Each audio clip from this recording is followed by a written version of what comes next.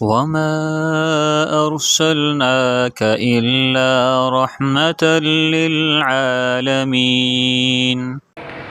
ظرف سے بڑھ کر ہو جتنا نہیں مانگا جاتا، ظرف سے بڑھ کر ہو جتنا نہیں مانگا جاتا، پیاس لگتی ہے تو پھر دریا نہیں مانگا جاتا۔ ظرف سے بڑھ کر ہو جتنا نہیں مانگا جاتا، پیاس لگتی ہے تو پھر دریا نہیں مانگا جاتا۔ معزز سامعین کرام، اللہ رب العزت کے حضور دعا ہے کہ اللہ تعالیٰ جو الفاظ میری زبان سے ادا کروائیں، حق اور سچ ادا کروائیں، اور مجھے اور آپ کو اس پر عمل کرنے کی توفیق عطا فرمائیں۔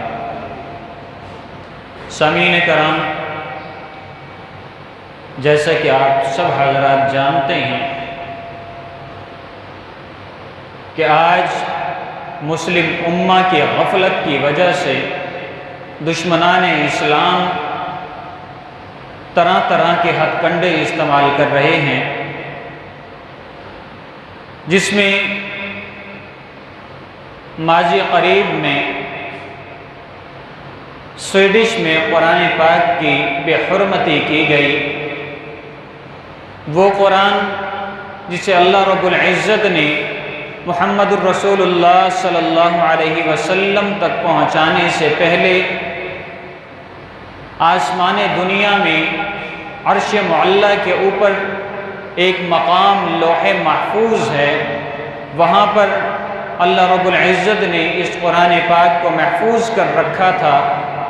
پھر اس کی عظمت و بلندی کچھ اس طریقے سے اللہ نے انسان پر ظاہر کی کہ جبرائیل علیہ السلام کو حکم دیا کہ جبرائیل اس قرآن کو لے اور بیت العز یعنی پہلے آسمان میں ایک مقام ہے جس کا نام بیت العز ہے، وہاں پہنچا، اور جب جبرائیل علیہ السلام قرآن پاک کو عرش معلیٰ کے اوپر یعنی کہ لوح محفوظ سے لے کر بیت العز کی طرف روانہ ہوئے، اللہ رب العزت نے 40,000 فرشتوں کو دائیں کر دیا، 40,000 فرشتوں کو بائیں کر دیا، 40,000 فرشتوں کو آگے کر دیا، 40,000 فرشتوں کو پیچھے کر دیا، 1,60,000 فرشتوں کے نگرانی میں جبرائیل علیہ السلام لوح محفوظ سے قرآن پاک کو لے کر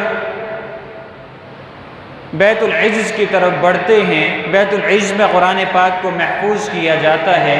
اتنی بڑی عظمت والی کتاب جسے ایک فرشتہ جو تمام فرشتوں کا سردار ہے اسے اس کے ہاتھ میں بھیجا گیا، اور 1,60,000 فرشتوں کے درمیان اس کا تقدس پامال نہ ہو، اس وجہ سے بھیجا گیا۔ پھر ایک ایک آیت، دو آیات کر کے محمد الرسول اللہ صلی اللہ علیہ وسلم پر نازل کیا گیا۔ اور اس سے پہلے جب قرآن پاک اللہ رب العزت نے نازل کرنا چاہا تو پہاڑوں سے پوچھا کہ تمہیں اتنا مضبوط بنایا کہ تم نے اتنی بڑی زمین کو اپنے گڑھے ہونے کی وجہ سے مضبوطی سے تھام رکھا ہے، اگر قرآن پاک تم لوگوں کو دے دوں، پہاڑوں کو دے دوں، کیا اس کا حق ادا کر پاؤ گے؟ پہاڑوں نے معذرت کی کہ یا اللہ اس قرآن پاک کا حق ہم لوگ ادا نہیں کر سکتے۔ اللہ رب العزت نے سمندر سے کہا کہ اے سمندر، دنیا تجھ پر تیرے چوتھائی حصے پر میں نے آباد کر دی، 3 حصے سمندر ہے، اتنے بڑے سمندر کو اگر میں یہ قرآن پاک دوں کیا اس کا حق ادا کر لو گے؟ عرض کیا کہ یا اللہ اتنا بڑا قرآن، اتنی عظیم کتاب، یا اللہ اس کتاب کا حق ہم نہیں ادا کر سکتے، بھلے 7 سمندر مل ہی کیوں نہ جائیں۔ پھر اللہ رب العزت نے آسمانوں سے پوچھا، آسمانوں نے بھی یہی جواب دیا۔ پھر اللہ نے انسان سے پوچھا، انسان نے کہا کہ یا اللہ میں اس کا حق ادا کر لوں گا، جیسا یہ حکم دے گا ویسے ہی میں زندگی گزاروں گا۔ اتنی بڑی کتاب یعنی قرآن پاک اللہ رب العزت نے بنی نوح پر بھیجا، اور ہماری سب سے بڑی غفلت یہ ہے کہ ہم نے قرآن کو چھوڑ دیا۔ اگر آپ کسی مارکیٹ میں کھڑے ہو کر یہ بات کریں کہ بھائی قرآن پاک کی بے حرمتی کی گئی ہے، اس کے لیے کیا ہونا چاہیے، کیا سزا ہونی چاہیے، ہر بندہ اس قسم کی رائے دے گا کہ آپ کے وہم و گمان میں بھی نہیں ہوگی کہ اتنی عظیم ذات، اتنی عظیم کتاب کی حرمت اس کے قدر میں اس حد تک ہے، اس حد تک اس کے دل میں اس کی قدر ہے۔ اور میں تو یہ سوچ کر مارکیٹ میں آیا کہ اتنے لوگ ہیں، ان سے مشورہ کر کے اس کے خلاف کارروائی کی جائے۔ اور یہ بلا وجہ بے رونق جواب کس وجہ سے ملیں گے؟ اس کی وجہ یہ ہے کہ ہم قرآن کو چھوڑ بیٹھے ہیں۔ قرآن نے ہمیں کیا چیز نہیں دی، سائنس اٹھا کر دیکھیں آپ کو اس کا پس پشت قرآن کھڑا نظر آئے گا، ڈاکٹری حکمت اٹھا کر دیکھیں اس کے پس پشت قرآن کھڑا نظر آئے گا، آپ معاشرتی معاملات کو دیکھیں آپ کو اس کے پیچھے قرآن پاک کھڑا نظر آئے گا۔ ہماری سب سے بڑی بے رغبتی کمزوری یہ ہے کہ ہم لوگوں نے قرآن پاک کو اپنا تو لیا، مگر قرآن پاک کو اپنانے کے بعد ہم نے ایک عام سا نظریہ بنا لیا کہ یہ دیندار ہے، یہ دنیا دار ہے، یہ دینداری کرتا ہے، یہ دنیا داری کرتا ہے، اس کا کام دینداری سے ہے، اس کا کام دنیا داری سے ہے، فلاں سیاستدان ہے، اس کا مدارس مساجد سے تو تعلق ہے، جس شخص کا قال اللہ اور قال رسول سے تعلق ہے وہ کبھی بھی نظام سیاست میں نہیں آ سکتا۔ اگر وہ نظام سیاست میں آئے گا تو سیاست کا بیڑا غرق کر دے گا۔ اگر کوئی انسان اپنے ڈاکٹری لائف میں، اپنی حکمت کی زندگی میں، کوئی بھی انسان اگر قرآن کو لے کر آج کے دور میں آتا ہے، ہم اس پہ یقین نہیں کرتے کہ قرآن کہاں، ڈاکٹریٹ کہاں، قرآن کہاں، حکمت کہاں، قرآن کہاں، کینسر کہاں، قرآن کہاں، بخار کہاں، قرآن کہاں، اور بیماریاں کہاں، یہ کہاں سے لے کے آ گیا۔ مارکیٹ میں جا کے دیکھیں، قرآن کو ہٹا دیں، وہاں جا کے قرآن کی بات کریں۔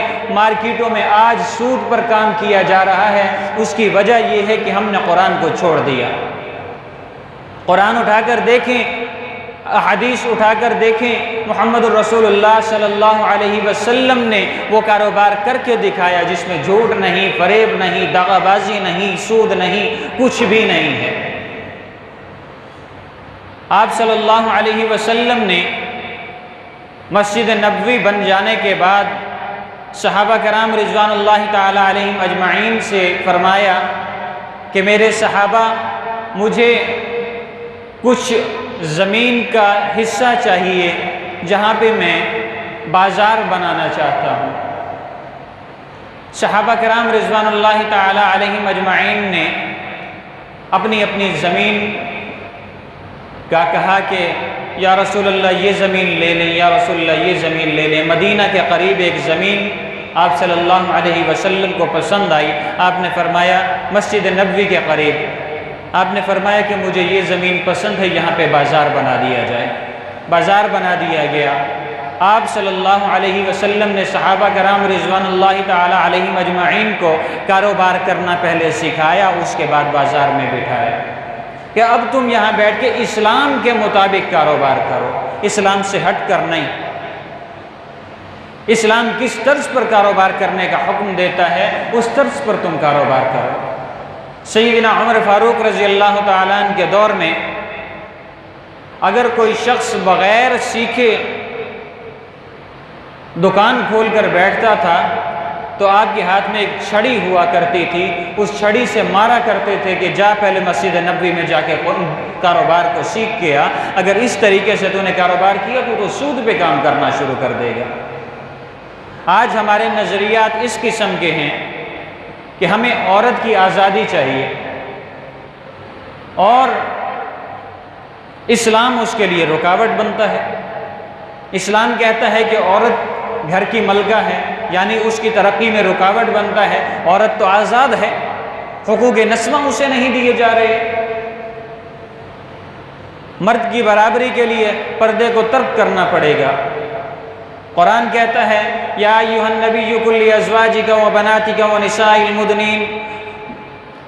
نساء المؤمنین یدنین علیہن من جلابیبہن۔